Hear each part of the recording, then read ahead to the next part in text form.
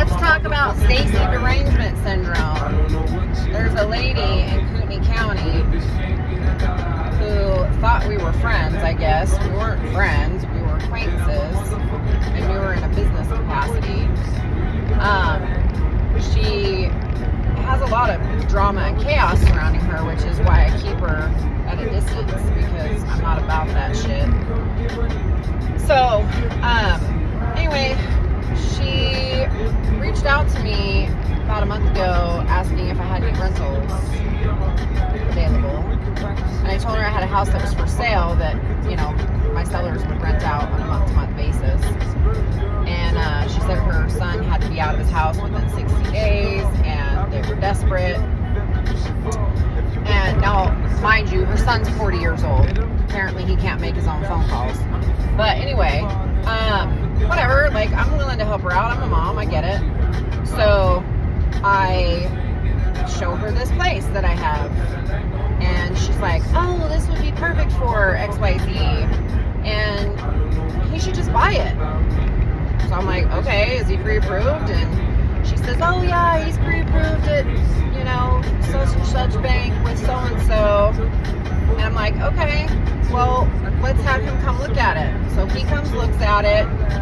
He's asking a bunch of questions. He actually wants a bigger house, more garage space, blah, blah.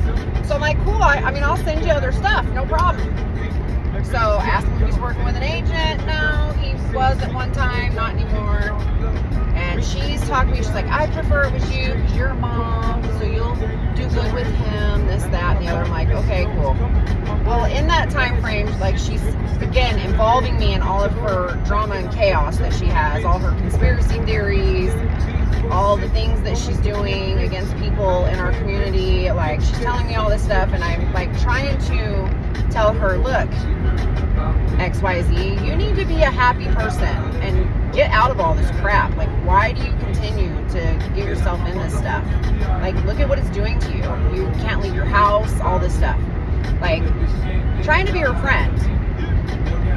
Of course, I'm still trying to help her son, because, I mean, that's my job. But anyway, so they go and they want to see this house for a second time. Take them to go see it, second time. At that point, I went ahead and called the lender he said he was approved with. He's not approved. So she's like, oh, he needs a specialty loan. I'm like, well, I've got a guy. So I send her to my guy. My guy reaches out. But there's no motivation from her 40-year-old son. Yes, 40. No motivation at all. He doesn't return calls. He doesn't return texts. He doesn't want to fill out an application. Because he's in that conspiracy theorist stuff too. He thinks because he owns 3 vehicles, he automatically qualifies to buy a house. That's just not how it works. You still have to do the stuff. You still have to go through the process. I'm trying to explain this. And after so many texts of like, hey, he's got to call so-and-so back at the mortgage company, he says, I don't want to buy now, I just want to rent. Okay, great. And I said, that's fine. I'm going to leave this alone.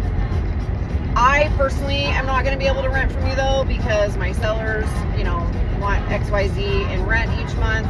It's a 30-day rental. You sleep during the day. I wouldn't be able to show it, so it's not going to work out here.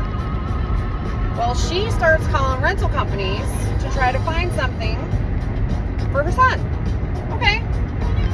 Well, dummy calls my rental company and badmouths me to my partner, not knowing that it's my partner that she's talking to, or my rental company.